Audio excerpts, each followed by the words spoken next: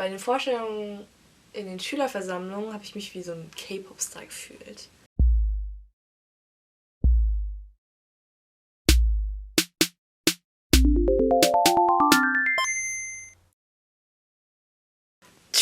Hallo und herzlich willkommen zu diesem Video über meinen ersten Schultag.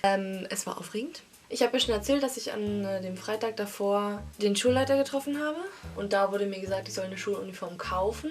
Musste ich aber dann doch nicht. Dann wurde gesagt, sie wird mir zuschickt. Dann wurde sie es aber nicht. Dann bin ich ohne Schuluniform erstmal hingegangen. Ich bin morgens kurz vor 6 aufgestanden.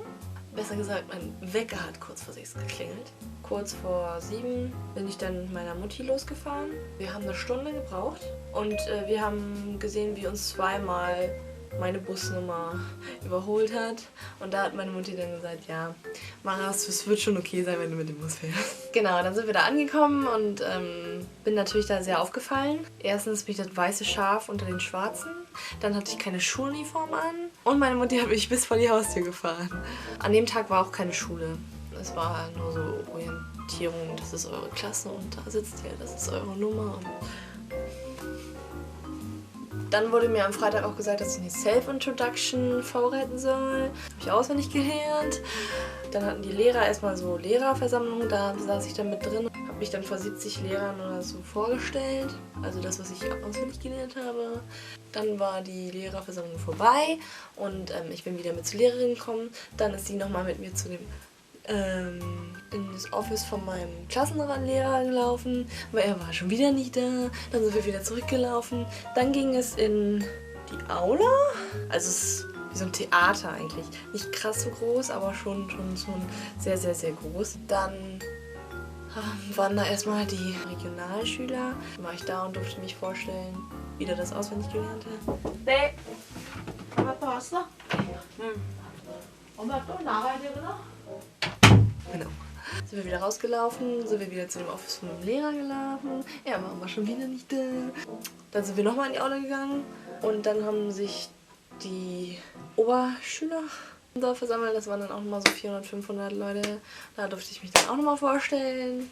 Dann sind wir wieder zu dem Office von meinem Lehrer gelaufen. Er war wieder nicht da, aber diesmal hat sie mich dann da hingesetzt und gesagt, er dürfte gleich kommen. Mein Klassenlehrer ist übrigens Englischlehrer. Als ich das gehört habe, war ich dann auch schon mal sehr, sehr, sehr erleichtert. Um 11:30 Uhr war der Tag vorbei. Dann bin ich zur Bushaltestelle gelaufen. Dann ist mir aufgefallen, oh shit, mein Bus fährt gar nicht. Meine Busnummer steht gar nicht dran. Ne? Aber zum Glück gibt es ja hier in Seoul fast überall freies WLAN. Hatte also freies WLAN und habe fix geguckt, mit welcher Nummer ich fahren muss. Und das dann gefunden und bin dann nach Hause gefahren. So viel zum ersten Tag. Bei den Vorstellungen in den Schülerversammlungen habe ich mich wie so ein K-Pop-Star gefühlt. Also ich kam auf die Bühne, 1000 Applaus. Ich habe Hallo gesagt. Ich habe gesagt, dass ich mich freue, sie kennenzulernen. Und so weiter. War schon lustig. Mein Stundenplan sah zu dem Zeitpunkt noch so aus. Ich konnte damit auch noch nichts anfangen. Ich habe erst gedacht, dass, weil da mal C oder sowas dahinter steht, dass das die Räume sind, zu denen ich wechseln muss. Aber hier in Korea ist man immer in dem gleichen Raum. Da kommen die Lehrer zu einem hin. Wie ihr hier sehen könnt, hängt hier schon meine Schuluniform vorbereitet. Und die werde ich euch jetzt mal vorstellen.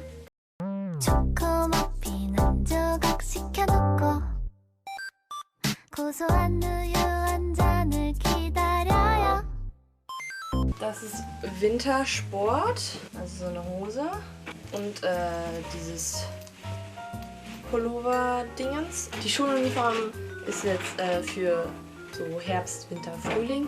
Im Sommer hat sie eine andere Farbe und ist ein bisschen anders aufgebaut. Das war's wieder mal. Eure Meinungen zur Schuluniform würde ich gerne mal wissen. Folgt mir einfach auf Instagram oder Snapchat für weitere Updates. Und falls ihr Fragen habt zur Schule, einfach in die Kommentare schreiben und ich beantworte sie auch gerne. Und das wäre natürlich auch ganz toll, wenn ihr mir ein Abo dalassen könntet.